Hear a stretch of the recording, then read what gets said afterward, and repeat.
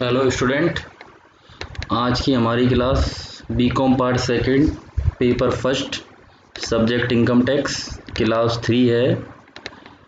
इससे पहले की क्लासों में हमने आयकर के बारे में पढ़ा, आयकर में हमने टैक्स के बारे में पढ़ा और टैक्स के बाद हमने आय की परिभाषा को जाना कि आय क्या है।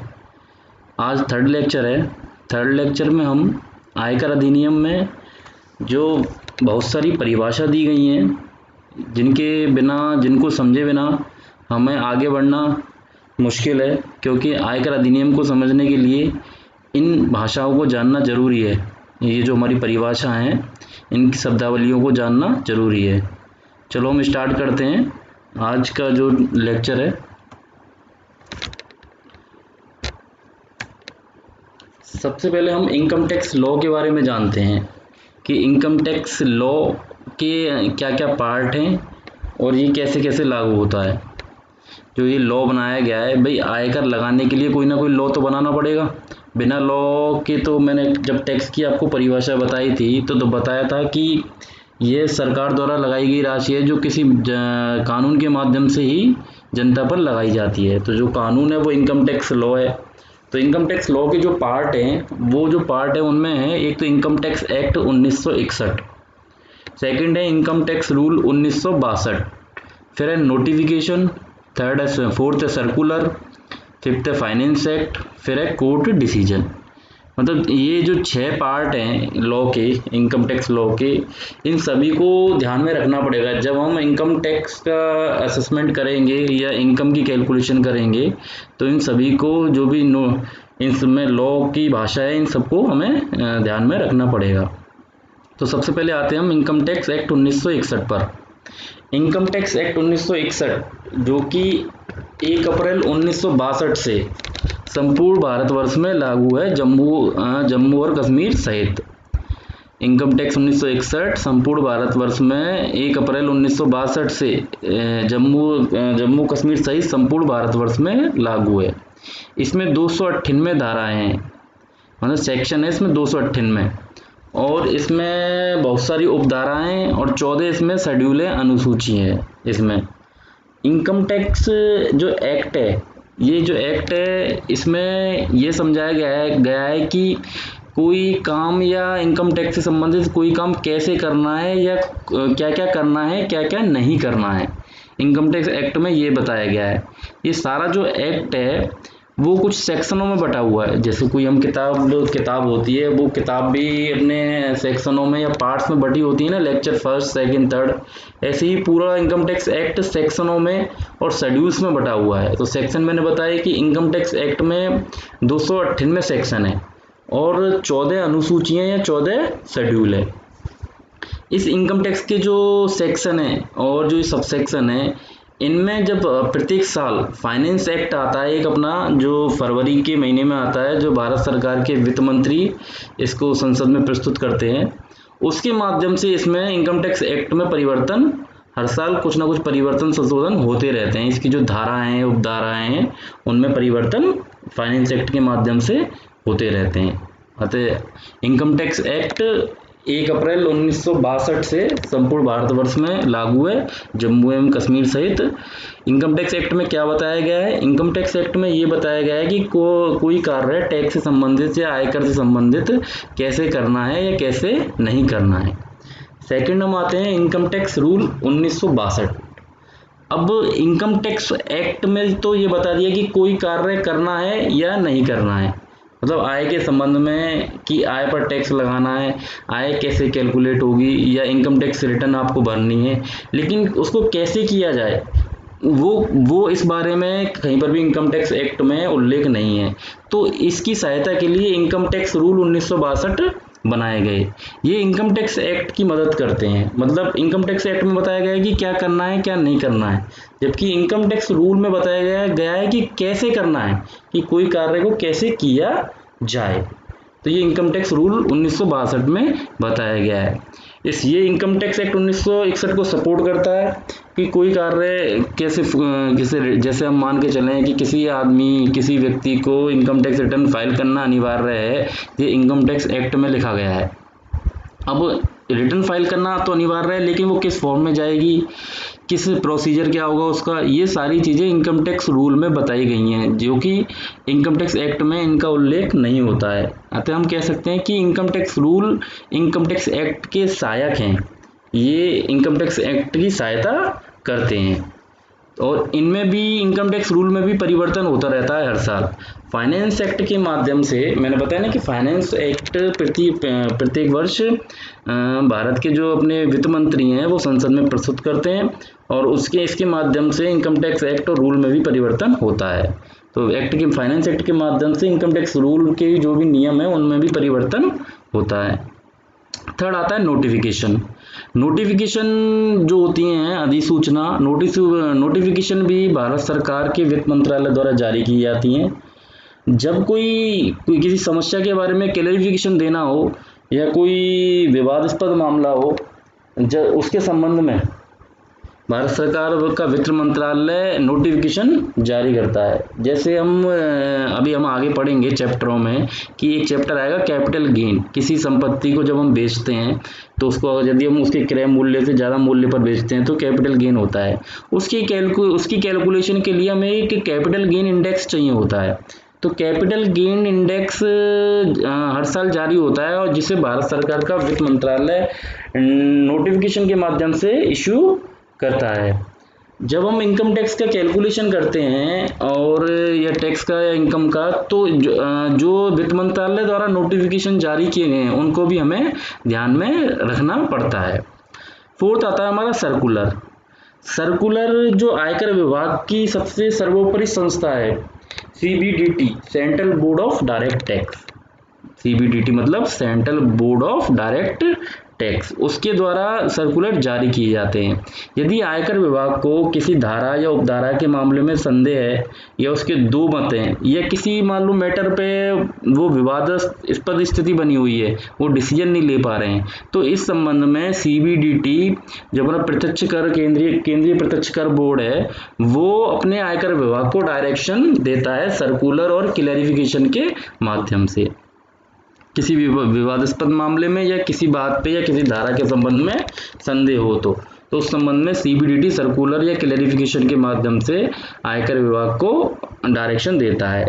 ये जो सर्कुलर और क्लैरिफिकेशन होते हैं वो आयकर विभाग के लिए तो मानने के लिए बाध्य है आयकर विभाग, लेकिन करदाता इन सर्कुलर या क्लैरिफिकेशन को मानने के लिए बाध्य नहीं है। फिफ्थ आता है फाइनेंस एक्ट। जैसे कि मैंने आपको बताया था अभी कि फाइनेंस एक्ट क्या है। फाइनेंस एक्ट के माध्यम से income tax act, income tax rule में जो सेक्शन रूल्स जो दिए गए हैं उन फाइनेंस एक्ट के माध्यम से उसमें परिवर्तन किया जाता है, या परिवर्तन या संशोधन लाए जाते हैं। फाइनेंस एक्ट प्रत्येक वर्ष फरवरी में जारी किया जाता है, जो भारत सरकार के वित्त मंत्री द्वारा जारी किया जाता है। फिर हमारा लास्ट है कोर्ट डिसीजन। जब करदाता और आयकर विभाग के मध्य कोई विवाद हो जाता है और वो नहीं सुलझ रहा है, तो करदाता क्या करता है, जो अपने कोर्ट हैं, कोर्ट में अपीलेट ट्रिब्यूनल, उच्च न्यायालय, सर्वोच्च न्यायालय आदि के बाद अपनी बात को लेकर जा सकता है। इस संबंध में कोर्ट द्वारा अगर कोई डिसीजन पास किया गया है, यदि न्यायालय द्वारा कोई डिसीजन पास किया गया है, तो वो भी जब हम इनकम कैलकुलेशन करते हैं या टैक्स की कैलकुलेशन करते हैं तो उसको भी ध्यान रखना पड़ता है।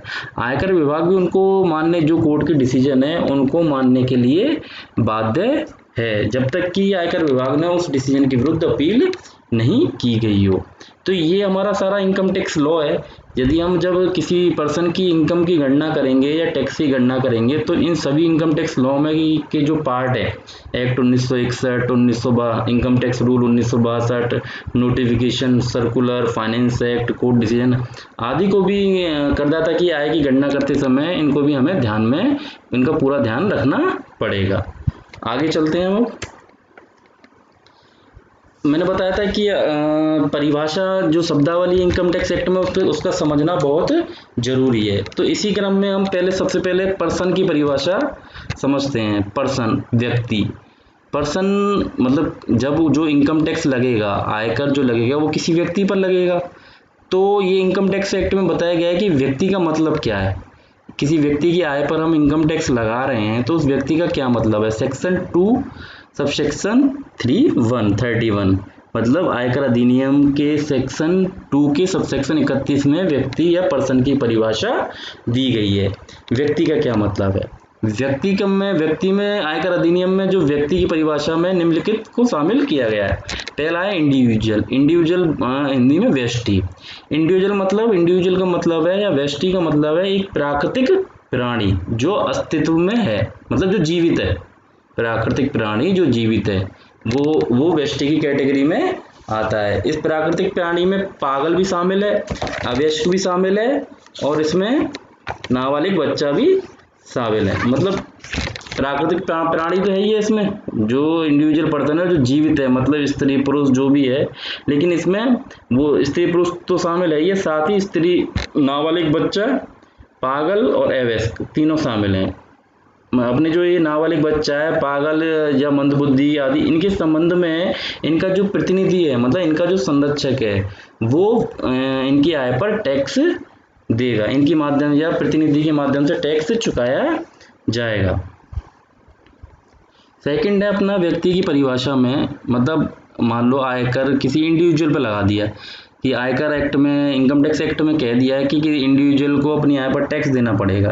तो लोगों ने क्या किया कि इंडिविजुअल पे देना पड़ेगा, तो लोगों ने क्या किया, इंडिविजुअल में इनकम कमाना छोड़ दिया। एक नई टर्म लेके आ गए, हिंदू अनडिवाइडेड फैमिली, हिंदू अविभाजित परिवार। तो गवर्नमेंट ने हिंदू अविभाजित परिवार को भी पर्सन की डेफिनेशन में शामिल कर लिया, तो जिससे क्या है कि टैक्स लगाने में दिक्कत नहीं हो। तो हिंदू अनडिवाइडेड फैमिली का मतलब है कि जो अपनी फैमिली होती है जिसमें अगर कोई सदस्य है, उसका वो सदस्य के जन्म लेते ही अपने परिवार का सदस्य, हिंदू अनडिवाइडेड फैमिली में ऐसे हिंदू परिवार से तात्पर्य है जिसमें परिवार के समस्त सदस्यों द्वारा पूर्वजों के व्यवसाय या संपत्तियों से आय अर्जित की जाती है। मतलब हिंदू अनडिवाइडेड फैमिली का मतलब है कि पूरी फैमिली साथ रह रही है, उनका एक बिजनेस चल रहा है और वो बिजनेस सबका है। सबका मतलब उनके पूर्वजों का बिजनेस था जिनको वो चला रहे हैं। मतलब किसी इंडिविजुअल, किसी एक आदमी का बिजनेस नहीं है। मान लो किसी पूर्वज ने कोई मान लो अस्पताल चला रखा है, अब वो पूर्वज जो थे वो तो एक्सपायर हो गए, लेकिन अब उनकी फैमिली उस अस्पताल को चला रही है। तो इसका मतलब ये हुआ उन फैमिली ने तो वो सोर्स, इनकम का सोर्स जनरेट किया नहीं है, उनके जो पूर्वज थे उसको वो जनरेट करके गए हैं। तो वहां पर फैमिली उस सोर्स को चला रही है, तो उस सोर्स के लिए जो इनकम आएगी वो उसका टैक्सेशन हिंदू अनडिवाइडेड फैमिली के रूप में होगा। मतलब पूर्वजों की संपत्ति है, उससे यदि कोई इनकम अर्न हो रही है और उसमें जो परिवार के सदस्यों का जो हिस्सा है वो उनकी आय कहलाएगी। तो इसका तात्पर्य है कि परिवार के सदस्य क्या करते हैं, पूर्वजों की, हिंदू अनडिवाइडेड फैमिली में परिवार के सदस्य जो पूर्वजों की संपत्ति है उसमें या उनका कोई भी व्यवसाय चल रहा है उसमें उनका हिस्सा होता है। ठीक है। और जैसे ही उस परिवार में मान लो कोई नया सदस्य ने जन्म ले लिया तो वो भी क्या होगा, हिंदू अनडिवाइडेड फैमिली का सदस्य हो जाएगा और जो पूर्वजों की संपत्ति है या पूर्वजों का व्यवसाय है उसमें उसका भी हिस्सा हो जाएगा। अब किसी व्यक्ति पर हमने मान लो इंडिविजुअल के रूप में टैक्स लगा दिया और एचयूएफ के रूप में टैक्स लगा दिया। अब वो मान लो वो व्यक्ति इतना होशियार है कि उसने ना तो इंडिविजुअल में इनकम शो करी अपनी, ना ही उसने अनडिवाइडेड फैमिली में इनकम शो करी। मान लो उसने एक कंपनी बना ली और कंपनी के रूप में वो बिजनेस चलाने लग गया और उसने टैक्स नहीं दिया, तो फिर क्या किया गवर्नमेंट ने, व्यक्ति को, कंपनी को भी व्यक्ति की परिभाषा में शामिल कर लिया। कंपनी से क्या मतलब है, कंपनी क्या है, कोई वैसा व्यक्ति तो है नहीं है कोई प्राकृतिक व्यक्ति हो, तो ये तो एक क्या कृत्रिम व्यक्ति है जिसकी अपनी क्या होती है, आपने कंपनी लॉ में पढ़ा होगा फर्स्ट ईयर में या सेकंड ईयर में, कि कंपनी एक कृत्रिम व्यक्ति है जिसकी एक सार्वभौम मुद्रा होती है। ठीक है। उसकी पूंजी क्या अंशों में विभक्त होती है और इसके अंश, जो इसके अंश धारक है उनकी लायबिलिटी सीमित होती है। मतलब कंपनी का आर्टिफिशियल पर्सन है, मतलब जो कंपनी दिखती तो है नहीं है, तो कंपनी क्या है, एक आर्टिफिशियल पर्सन है जिसकी एक अपनी सील होती है, मुद्रा होती है और जिसकी पूंजी अंशों में विभक्त होती है। तो यदि कोई कंपनी बनाकर इनकम अर्न कर रहा है तो उसको भी टैक्स देना पड़ेगा और वो पर्सन की डेफिनेशन में शामिल होगा। फिर क्या है, फर्म। फर्म का क्या मतलब है यहाँ पे? फर्म का मतलब है जो साझेदारी संस्था, पार्टनरशिप फर्म। फर्म से तात्पर्य है साझेदारी संस्था है। ये इसमें क्या होता है, कुछ व्यक्ति मिलकर एक बिजनेस चलाते हैं और वो बिजनेस के जो भी लाभ हैं उनको निश्चित अनुपात में विभाजन करने के लिए शामिल होते हैं। ठीक है, तो मतलब साझेदारी फर्म से क्या मतलब है, एक साझेदारी संस्था है, ये व्यक्तियों के बीच समझौता है जिसमें कुछ व्यक्ति आपस में मिलकर कोई बिजनेस चलाते हैं और उसके लाभों को एक निश्चित अनुपात में बांटते हैं। जो इस फर्म में साझेदार जो इस फर्म में शामिल होते हैं या जो साझेदारी संस्था में शामिल होते हैं उनको हम साझेदार कहते हैं, और जिस नाम से उस फर्म को चलाया जाता है उसको हम फर्म का नाम कहते हैं, फर्म या साझेदारी संस्था कहते हैं। फिर आता है हमारा एसोसिएशन ऑफ पर्सन और बॉडी ऑफ इंडिविजुअल। पहला है एसोसिएशन ऑफ पर्सन, व्यक्तियों का समुदाय। अब वर्ड क्या है हमारा, एसोसिएशन, समुदाय ऑफ व्यक्तियों का समुदाय। व्यक्ति में कौन कौन शामिल हो गए? व्यक्ति मैंने बता रहा हूँ ना, व्यक्ति की परिभाषा बता रहा हूँ मैं सेक्शन 231 में। तो व्यक्ति की परिभाषा में इंडिविजुअल भी आ गई, एचयूएफ भी आ गई, कंपनी भी आ गई, फर्म भी आ गई। यदि ये सभी मिलकर या इनमें से दो जने मिलकर कोई मतलब एसोसिएशन बना लेते हैं किसी काम को करने के लिए और फिर इनकम जनरेट कर रहे हैं, तो वो भी इनकम क्या होगी, टैक्सेबल होगी और वो पर्सन की परिभाषा में आएंगी।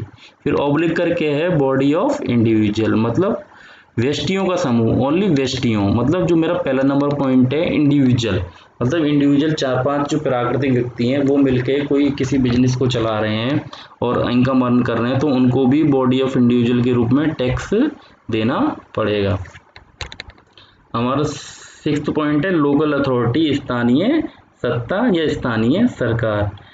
एक ऐसी कानून द्वारा निर्मित संस्था है जो एक विशेष छोटे क्षेत्र के कोष के प्रबंधन एवं नियंत्रण हेतु सरकार द्वारा स्थापित की जाती है।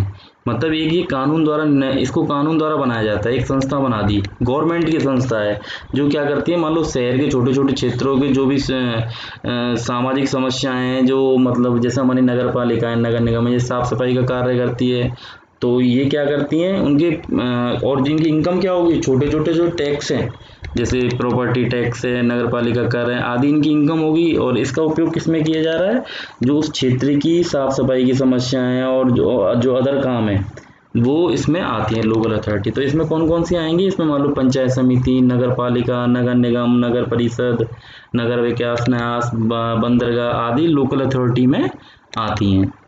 फिर हमारा लास्ट पॉइंट है आर्टिफिशियल पर्सन, अन्य कृत्रिम व्यक्ति, मतलब जो कंपनी है वो भी कृत्रिम व्यक्ति है 3rd नंबर पॉइंट पे, तो उसको छोड़ते हुए अदर आर्टिफिशियल पर्सन। इसमें क्या है, आर्टिफिशियल से तात्पर्य है, आर्टिफिशियल पर्सन से तात्पर्य ऐसे संस्थानों से है जो अप्राकृतिक होते हैं और किंतु उनका कोई अस्तित्व नहीं होता है। मतलब अगर अस्तित्व होगा किसी व्यक्ति का तो वो तो इंडिविजुअल की कैटेगरी में आ जाएगा। तो ये कौन से हैं, अप्राकृतिक व्यक्ति हैं जिनका कोई अस्तित्व नहीं होता है, और इनका फिर अस्तित्व नहीं है तो इनकी देखरेख इनके जो प्रबंधक होते हैं ना उनके द्वारा की जाती है, जो इनके प्रतिनिधि होते हैं उनके द्वारा की जाती है। जैसे अब इस कैटेगरी में कौन कौन आ सकते हैं, जैसे भगवान देवी देवता इस श्रेणी में आ सकते हैं, क्योंकि भगवान देवी देवता जैसे मंदिर है, अच्छी इनकम अर्न कर रहा है मंदिर, तो उसके जो भी प्रबंधक, उस समिति, एक समिति बनी होगी, टैक्सेशन तो आर्टिफिशियल पर्सन की कैटेगरी में होगा लेकिन उसकी एक समिति बनी होगी, उस समिति के जो भी प्रबंधक चेयरमैन होंगे वो आर्टिफिशियल पर्सन के प्रतिनिधि के माध्यम से टैक्स का भुगतान करेंगे। अब जैसे और कोई भी अन्य आर्टिफिशियल पर्सन जो उपरोक्त श्रेणी में नहीं आ रहा है वो आर्टिफिशियल पर्सन इस श्रेणी में आएगा। जैसे मान लो जो हमारे यूनिवर्सिटीज़ हैं वो भी आर्टिफिशियल पर्सन की श्रेणी में आएंगी, क्योंकि वो कंपनी तो है नहीं है, तो वो इस श्रेणी में आएंगी, क्योंकि वो भी किसी विधान के तहत निर्मित एक सरकारी संस्था है, वो भी यूनिवर्सिटी एक्ट के तहत या पार्लियामेंट में प्रस्ताव पास करके उनका गठन किया जाता है। तो ये हमारी व्यक्तियों की परिभाषा हो गई, क्योंकि जो टैक्स लगता है वो व्यक्ति पे लगता है, पर्सन पे। यहाँ पर्सन का मतलब आप ये मत समझना कि पर्सन का मतलब खाली एक जीवित व्यक्ति, नहीं, पर्सन में ये सभी शामिल है। कौन कौन, इंडिविजुअल जो प्राकृतिक व्यक्ति हो गए, इंडिविजुअल, एचयूएफ हो गए, एचयूएफ मतलब कोई परिवार है जो अपने पूर्वजों की संपत्ति या बिजनेस से इनकम अर्न कर रहा है, उनका सेल्फ बिजनेस नहीं है लेकिन वो पूर्वजों का व्यवसाय और या उनकी संपत्ति से परिवार पूरा इनकम जनरेट कर रहा है। फिर क्या हो गया, एक कंपनी हो गई, एक आर्टिफिशियल पर्सन है कंपनी, फिर फर्म हो गई, साझेदारी संस्था मतलब एसोसिएशन ऑफ पर्सन और बॉडी ऑफ इंडिविजुअल हो गया, और फिर लोकल अथॉरिटी और एक आर्टिफिशियल पर्सन, ऐसे करके ये कितने हो गए, ये हमारे 7 पर्सन होते हैं। और ध्यान रखना सेक्शन 2 सबसेक्शन 31 पर्सन। अब आगे बढ़ते हैं हम। एक टर्म आती है प्रीवियस ईयर, हिंदी में गत वर्ष। बेटा ये ध्यान रखना आप, जो इनकम टैक्स लगता है ना, अब मैं तुमको एक बात समझाना चाहूँगा।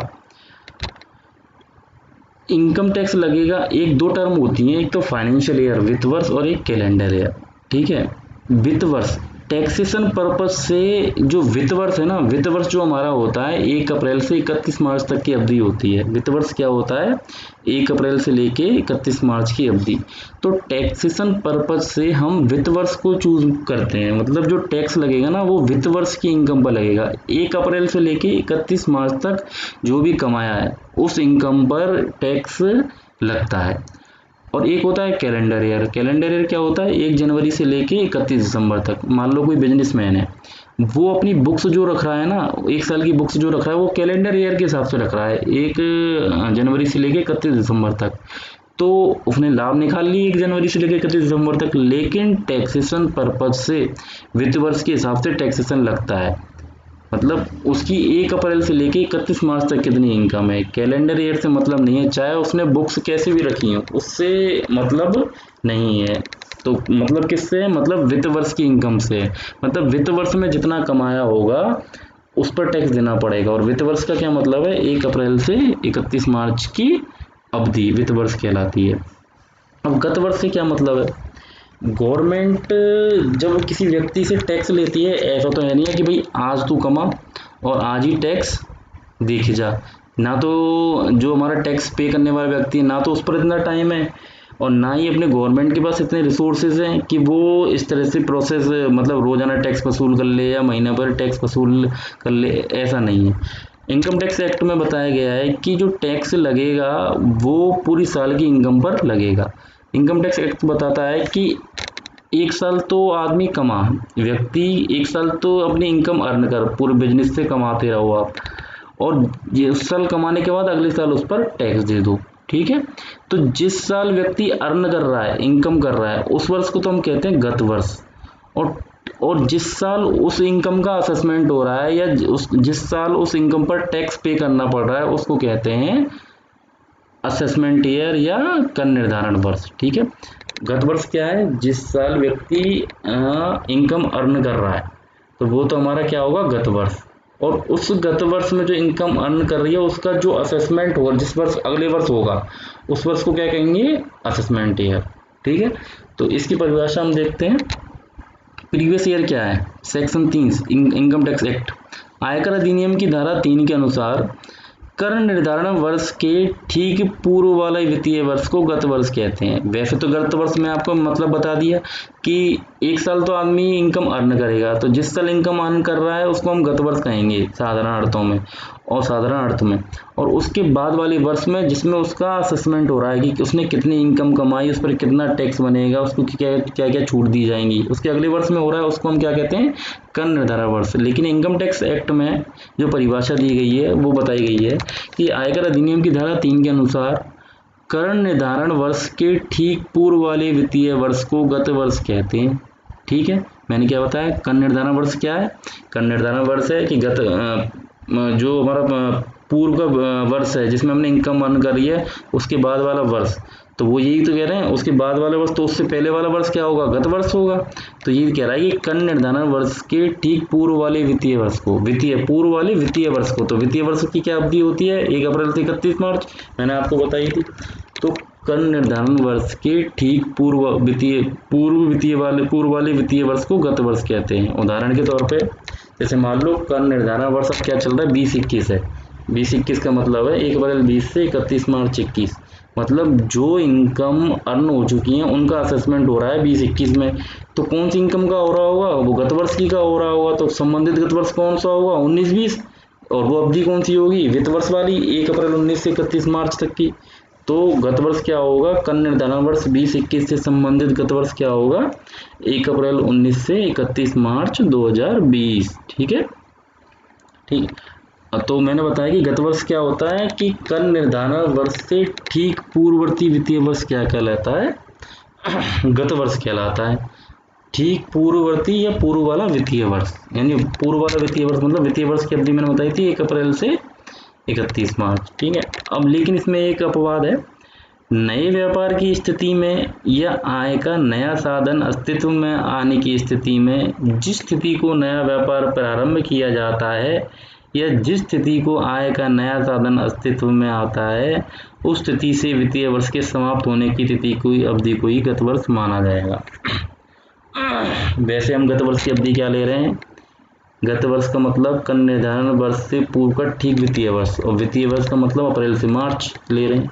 लेकिन मान लो आज मैंने बिजनेस डाल दिया, कपड़े का बिजनेस डाल दिया मैंने 25 अक्टूबर से, 1 अप्रैल से नहीं डाला, 25 अक्टूबर से बिजनेस डाल दिया, तो मेरा जो वित्त वर्ष, जैसे मान लो 25 अक्टूबर 2019 को मैंने बिजनेस डाल दिया, तो मेरा वित्तीय वर्ष 1 अप्रैल 19 से चालू ना होकर 25 अक्टूबर 2019 से चालू होगा और 31 मार्च 2020 को समाप्त होगा। तो वो यही कह रहा है, यदि जहाँ नए व्यापार की स्थिति में या फिर इनकम का नया सोर्स आया, बिल्कुल इनकम का नया साधन अस्तित्व में आया, मैं तो बेरोजगार था और एकदम मुझे इनकम का कोई नया साधन मिल गया, ठीक है, तो वो जिस डेट से नया साधन मिला है ना, तो गत वर्ष उस डेट से प्रारंभ होके अगली 31 मार्च को समाप्त होगा या वित्तीय वर्ष की समाप्त होने की तिथि को समाप्त होगा, उसको हम गत वर्ष कहेंगे, ठीक है। तो प्रारंभ कहाँ से होगा, नए व्यापार की स्थिति में या आय का नया साधन अस्तित्व में आने की स्थिति में जिस स्थिति को नया व्यापार प्रारंभ किया है या जिस स्थिति को आय का नया साधन अस्तित्व में आया है उस स्थिति से हम वित्तीय वर्ष के समाप्त होने तक की तिथि को की अवधि को ही क्या कहेंगे, गत वर्ष कहेंगे। अब कर निर्धारण वर्ष असेसमेंट ईयर, मैंने आपको बताया था कि इनकम पर टैक्स कैसे लगता है कि एक साल तो इनकम कमा लो और अगली साल उस इनकम पर टैक्स दे दो, या उस इनकम का निर्धारण करके मतलब कि टोटल कितनी इनकम है और उस पर टैक्स कितना बनता है। तो जिस साल इनकम कमाई जाती है उसको क्या कहते हैं, गत वर्ष, और जिस साल उस इनकम का असेसमेंट किया जाता है और उस पर टैक्स या टैक्स की राशि निकाली जाती है तो उसको क्या कहते हैं, कर निर्धारण वर्ष। तो लेकिन इनकम टैक्स एक्ट में जो परिभाषा दी गई है उसका अध्ययन कर लेते हैं हम। आयकर अधिनियम की धारा 2(9) के अनुसार कर निर्धारण वर्ष का अभिप्राय उस अवधि से है जो कि 1 अप्रैल से प्रारंभ होकर अगले वर्ष की 31 मार्च को समाप्त हो जाती है। समाप्त हो मतलब कर निर्धारण से क्या, कर निर्धारण वर्ष का क्या मतलब है, उस अवधि से है। ये सेक्शन उसमें परिभाषा दी गई है सेक्शन 29 में, इनकम टैक्स एक्ट के सेक्शन 29 में, मतलब कर निर्धारण वर्ष का तात्पर्य उस अवधि से है जो 1 अप्रैल से प्रारंभ होगी और अगले वर्ष की 31 मार्च को समाप्त हो जाएगी। कर निर्धारण वर्ष में ही व्यक्ति की गत वर्ष की आय व टैक्स का निर्धारण किया जाता है, ठीक है, समझ में आ गया। कर निर्धारण वर्ष में क्या किया जाता है, जो गत वर्ष में व्यक्ति ने इनकम अर्न कर ली है उसमें आय का व टैक्स का निर्धारण किया जाता है। और वैसे परिभाषा भी क्या कह रही है कि उस अवधि से है जो 1 अप्रैल से प्रारंभ होकर अगले 31 मार्च को समाप्त हो जाती है। ये तो कर निर्धारण की परिभाषा हो गई। अब हम करदाता, हमने परिभाषा किस किस की पढ़ ली, एक तो हमने पर्सन की परिभाषा पढ़ ली, एक हमने प्रीवियस ईयर की परिभाषा गत वर्ष की परिभाषा पढ़ ली, एक हमने असेसमेंट ईयर कर निर्धारण वर्ष की परिभाषा पढ़ ली। अब लास्ट हम परिभाषा पढ़ते हैं आज के लेक्चर की, एसएससी करदाता। करदाता कौन है, एक तो व्यक्ति की परिभाषा पढ़ ली, अब करदाता की सेक्शन 27। करदाता से तात्पर्य ऐसे व्यक्ति से है जो आयकर अधिनियम 1961 के अंतर्गत आयकर या अन्य कोई राशि चुकाने के लिए दायी है, ठीक है। मतलब करदाता से तात्पर्य ऐसे व्यक्ति से है। व्यक्ति की परिभाषा मैंने आपको बताई थी, जो मैं व्यक्ति को पॉइंट आउट कर रहा हूँ यहाँ पर। करदाता से तात्पर्य ऐसे व्यक्ति से है, तो व्यक्ति में कौन कौन थे, व्यक्ति की परिभाषा हमने कौन से सेक्शन में पढ़ी, सेक्शन 2 सबसेक्शन 31 में। तो उसमें क्या क्या बताया गया था, व्यक्ति में कौन कौन शामिल है, individual, HUF, company, firm, AOP, association of person, body of individual, local authority और आर्टिफिशियल पर्सन। तो उनमें से कोई व्यक्ति होगा। करदाता से तात्पर्य ऐसे व्यक्ति से, व्यक्ति उनमें से होगा जो कि आयकर अधिनियम के अंतर्गत आयकर या अन्य कोई राशि चुकाने के लिए दायी है। मतलब कोई ऐसा व्यक्ति है जो इनकम टैक्स एक्ट के तहत कोई राशि या कोई कर की राशि या कोई अन्य राशि इनकम टैक्स एक्ट के तहत चुकाने के लिए उत्तरदायी है या उस पर जिम्मेदारी है तो वो करदाता कहलाएगा।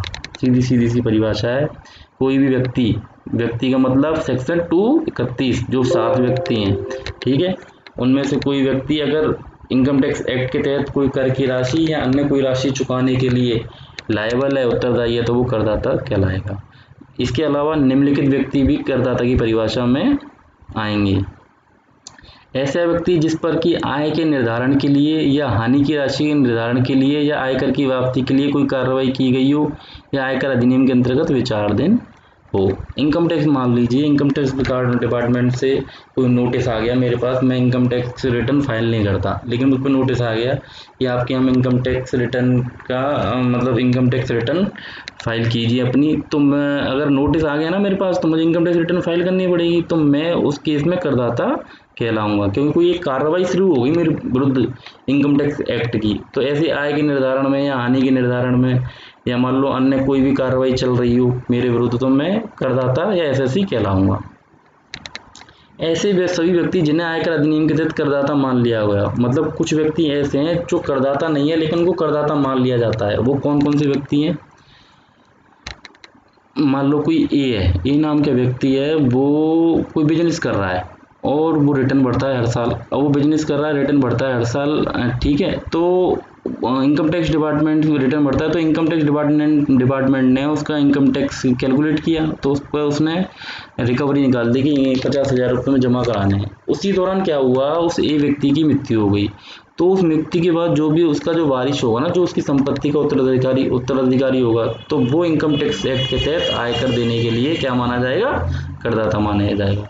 क्योंकि जब वो संपत्ति पर अधिकार रख रहा है तो जो उसकी लायबिलिटी है, जो आदमी की मृत्यु हुई है उसके लिए जो भी उसकी लायबिलिटी है उसको भी तो वही जो उत्तराधिकारी है उसका वैधानिक वही पे करेगा ना। तो वो वैधानिक उत्तराधिकारी क्या माना जाएगा? मृतक करदाता की आय पर कर देने के लिए करदाता माना जाएगा। कोई अवयस्क है यानी जो वयस्क नहीं है, 18 साल की उम्र का नहीं है, कोई पागल है तथा विदेशी व्यक्ति। अब इन तीनों जो हमारे पर्सन हैं, इन तीनों पर्सन यानी अवयस्क जो 18 वर्ष की आयु का नहीं है, पागल जो समझ नहीं सकता, और विदेशी व्यक्ति मतलब जो भारत में नहीं रहता, उसको मतलब इनकम टैक्स डिपार्टमेंट खागा पकड़ेगा। तो उस केस में क्या होगा, जो इनके प्रतिनिधि हैं, जो एजेंट है, उनको क्या समझा जाएगा? इन व्यक्तियों की जो आय हो रही है ना, मान लो अवयस्क की कोई आय हो रही है या पागल व्यक्ति की कोई आय है या विदेशी व्यक्ति की कोई आय, तो इनके एजेंट या संरक्षक इनकी आय के संबंध में करदाता माने जाएंगे। ऐसे व्यक्ति जिन्हें किसी चूक के कारण करदाता मान लिया गया है, ठीक है, एसएससी इन डिफॉल्ट मान लिया जाता है। मतलब ऐसे व्यक्ति जिन्हें किसी चूक के कारण करदाता मान लिया जाता है। इसका मतलब ये होता है, जैसे आज मैं मान लो मैं कॉलेज में नौकरी कर रहा हूँ, तो गवर्नमेंट ने ये कहा गया है कि कॉलेज वाले मुझको सैलरी देने से पहले मेरी सैलरी में से 10% टैक्स काट लें। ये गवर्नमेंट ने मान लो रूल बनाए हुए हैं। यदि गवर्नमेंट ने रूल बनाए हुए हैं और कॉलेज जो मेरी इनकम है, जैसे मेरी सैलरी में से टैक्स नहीं काटती है, तो वो क्या कहलाएगा फिर? तो कॉलेज करदाता बन जाएगा। तो कौन सा करदाता बन जाएगा? एसएससी इन डिफॉल्ट, चूक के कारण करदाता बन जाएगा, क्योंकि उसने आयकर अधिनियम की धाराओं का पालन नहीं किया जो उसको करना था। तो ऐसे व्यक्ति को क्या कहेंगे हम? चूक के कारण करदाता, एसएससी इन डिफॉल्ट कहेंगे उनको। ठीक है बेटा, आज का जो हमारा लेक्चर है, थर्ड लेक्चर या डेफिनेशन का, यहाँ समाप्त होता है। आप इसको रिवाइज कर लेना, और कोई भी अगर आपको डाउट हो तो आप ग्रुप पर या कमेंट्स में मुझसे इस संबंध में क्लियर कर सकते हैं। ठीक है, ओके, थैंक यू।